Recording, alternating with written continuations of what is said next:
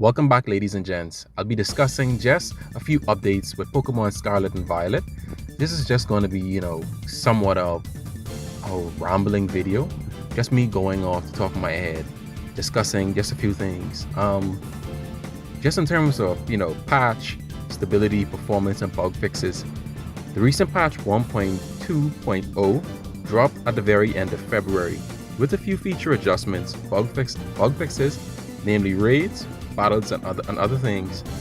Upon playing the game myself, I noticed a reduction or little to no lag in the usual places such as Castle Royale Lake, the desert where it casually has sandstorms, and also little to no lag on the map, with regards to rain and other things, snow and so on, which used to be, very annoying. This would sometimes ruin the experience with frame rate issues that cause desired, shiny Pokemon to escape.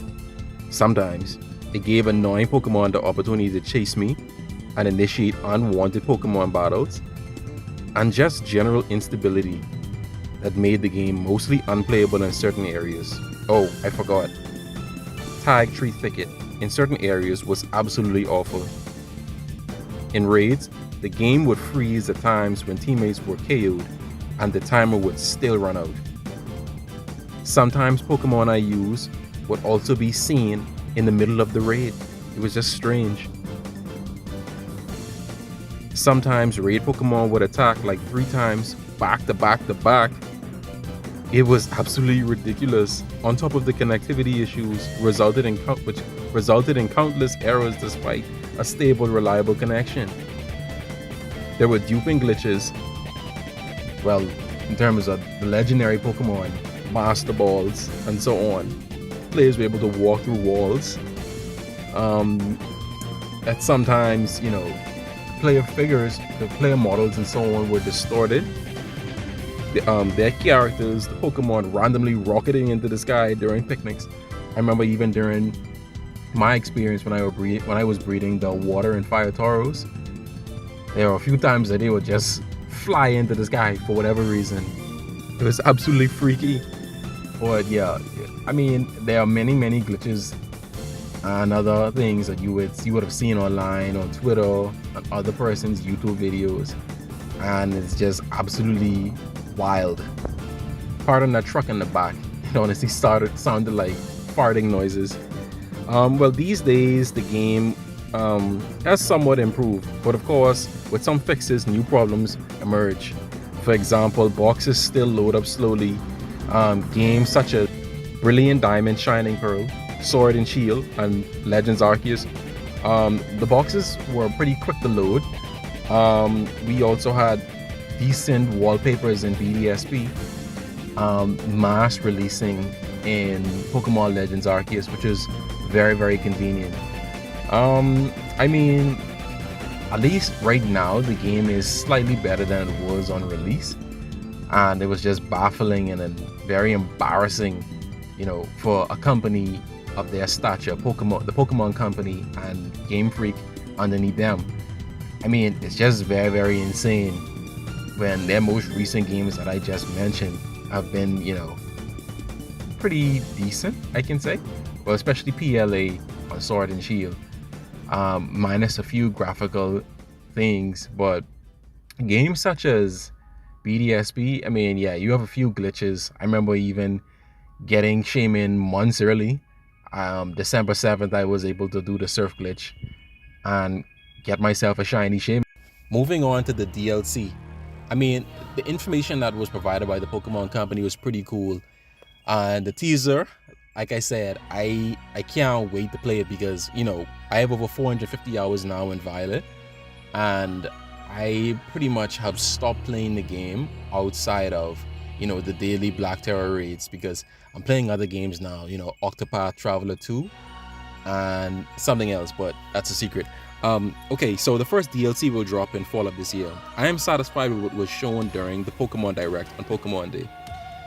The hidden treasures of Area Zero look to be pretty expansive and will hopefully answer the many questions as we, the players, have about the many lingering in-game mysteries. The first DLC, the Teal Mask, takes place in the land of Kitakami. We are introduced to Ogerpon, and the Monkey Trio, and they all look pretty cool. Similar to Sword and Shield's Calyrex, Glastrier, Spectrier, Cubfu, and the Urshifu, it is confirmed by the Pokemon website and the Pokemon Company that, well, at least Ogerpon is legendary. I have to do some more research on the other three. Well, I find his mask very intriguing, as it reminds me of mass spirits in Asian culture, mystifying animated movies such as How Miyazaki Spirited Away, and other art-inspiring concepts. In short, Ogerpon is basically Zarul with a crystalline mask, and I cannot wait to see what's behind it. The Monkey Trio seen in the trailer are also pretty cool. Are they new legendaries? Or maybe something akin to a new starter trio, which would be a neat change and something, the player base shouldn't really expect. Okidogi seems to be inspired by Zarude with a mixture of Incineroar, of course with its own colors. Monkey Dories looks pretty chill. Fezandipity, which is a play on Serendipity, is another interesting design. They are said to be beloved by the people of the villages as heroes that protected the land of Kitakami in the past. And stone statues were made in their likeness to express the people's gratitude towards these three Pokemon. I mean, I guess they're somewhat like the genies, from Gen 5, but a bit different. And I cannot wait to see how this turns out. So I'll assume that they're legendary at this point. The second DLC is the Indigo Disc. This will release at the end of this year. This is also the story and DLC we all want to see, mostly because of the dubbed third legendary Terrapagos, the supposed disc Pokemon. In part 2, players travel to the Academy's sister school, the Blueberry Academy, not Manzana Academy, surprisingly. Well, supposedly it'll have a long and storied history, which I hope is absolutely amazing, just as the overall teaser artwork suggests. Leading up to Terrapagos, do you believe it'll have a unique or special terrestrial form? Will the new Pokemon or potentially yet to be revealed Pokemon have such forms? There's obviously not a lot of information about Terrapagos as yet, but there are countless theories circulating all over social media. Is this Pokemon the reason for the existing Paradox Pokemon's existence? Is this Pokemon able to create others? Should this Pokemon even be considered legendary, as it gives us such mythical vibes and it has such a fascinating form? What is the relationship between this Pokemon and Heath and its relation to the professors? What type is it? I can imagine the stats will already be broken. It will definitely have another form. If you guys think anything else, feel free to mention it down in the comments. Don't forget to like this video. Moving on to new paradoxes and more. So, Walking Wake, aka Paradox Suicune, is a Velociraptor-like Pokemon. I honestly got attached to the Imagine design from the Scarlet Violet books.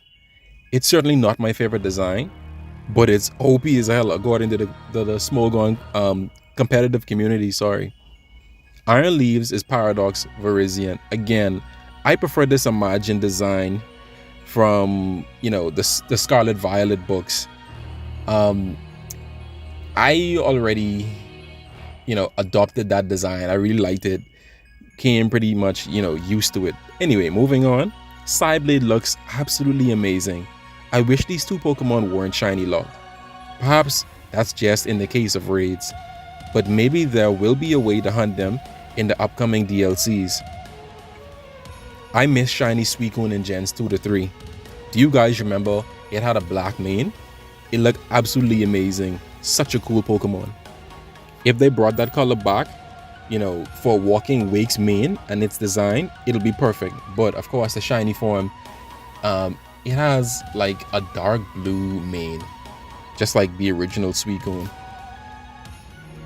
Iron Leaves follows the shiny design of Iron Valiant. It's pretty solid.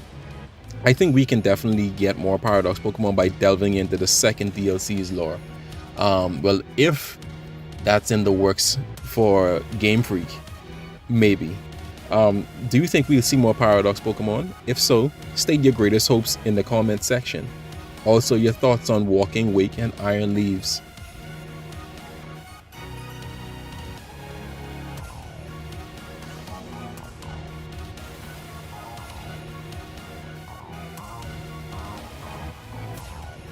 Moving on to, well, shinies. Unfortunately, there's no shiny sound.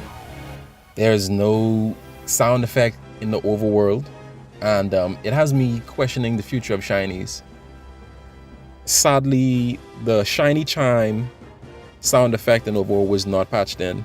I've caught and hatched every single new Paldean Pokemon, of course, that isn't shiny locked. As a shiny hunter, this is absolutely disappointing.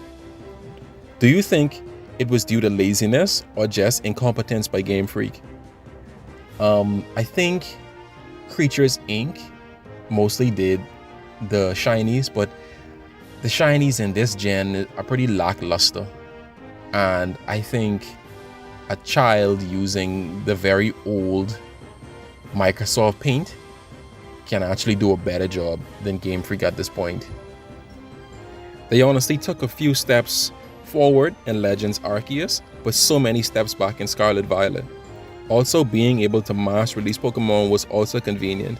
It's hard enough to see even some Pokemon in the overworld and whether they're shiny or not. They have very, very subtle shinies in this gen. Probably the best shiny Pokemon are Tarantula and I'd say Titan. They're pretty awesome shinies. That crimson red and that awesome whale black color. I appreciate some Pokemon roaming in flocks and herds to easily tell them apart, but some of their shinies are barely shiny. That's just my take on that so far. But so far, some of my most recent hunts would have been that shiny Giratina that took over 3,000 soft resets in Shining Pearl. So yeah, there's that. I haven't played much of Sword, but I have attempted shiny Zygarde and so on. In Legends Arceus, I was hunting a few things and I've almost 100%ed that shiny dex. But yeah, I mean, for Scarlet and Violet, I expected much more. I miss shiny squares from Gen 8, but what's in this gen now, I guess is doable.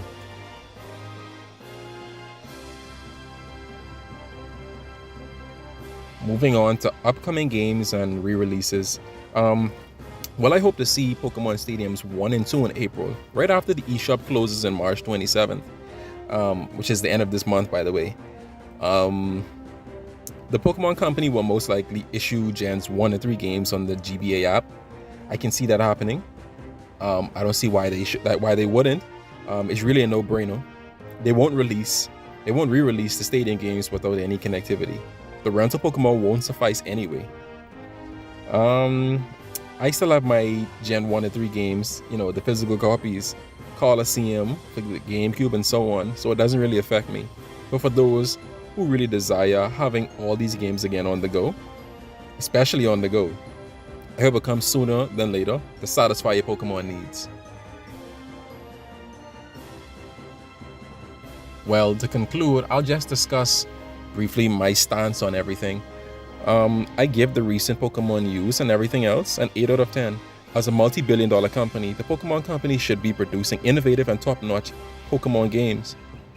Game Freak should be expanded with occasional partnerships with studios such as Monolith Soft, Bandai Namco, Genius Sonority, who helped them with Pokemon Coliseum, Capcom, and maybe even Camelot or Square Enix.